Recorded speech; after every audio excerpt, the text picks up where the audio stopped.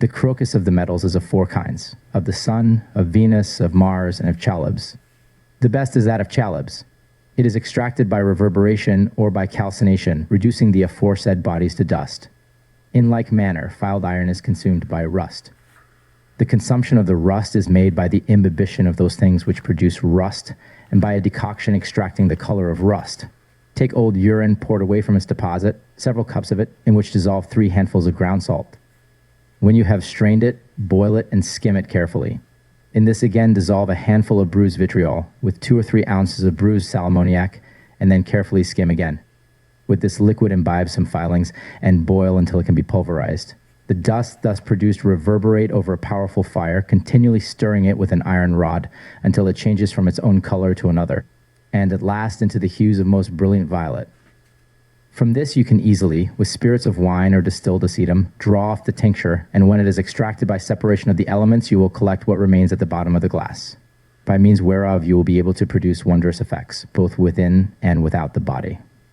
For making the crocus of Venus, take 1 or 2 pounds of copper rust, carefully alcoholized, pour on it plenty of distilled acetum, and stir it well 3 times every day. Gently pour off the colored acetum and thoroughly sublimate it in ashes until it is dry. Let this powder be afterwards washed 9 times with warm water from all acridity, and then dried.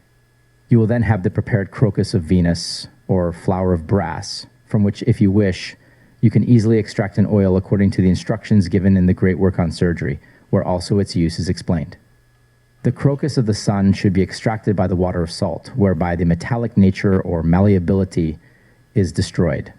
When the residuum has been washed with warm water, the crocus can be extracted with spirits of wine, and this being again separated, the crocus will remain at the bottom. This is changed into the liquid, or truest quintessence of the sun, by means of elevation, and sublimating with 5 different grades of fire. With this you can produce marvelous effects. But there is need not of a merely imaginary, but of an active and skilled operator. Note, the flow of blood from wounds can be stopped by means of the most skillfully reverberated crocus of Mars. Chirurgia Magna, Tract 2, C10.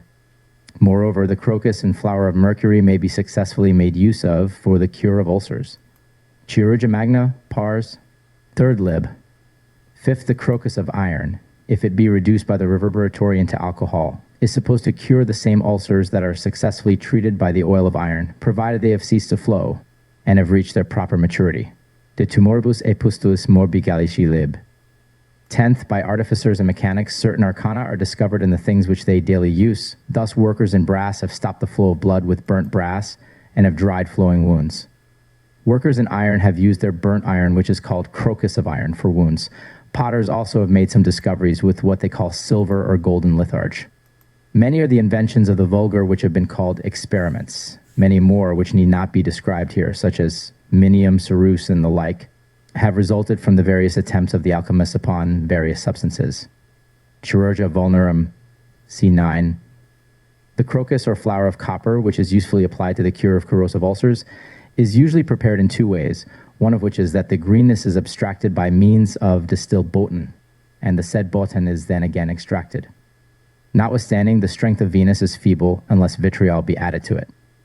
But I regard that as vitriol which is extracted from the body of Venus. De tumor. Eat ulcer. Morbi Gallici lib. X.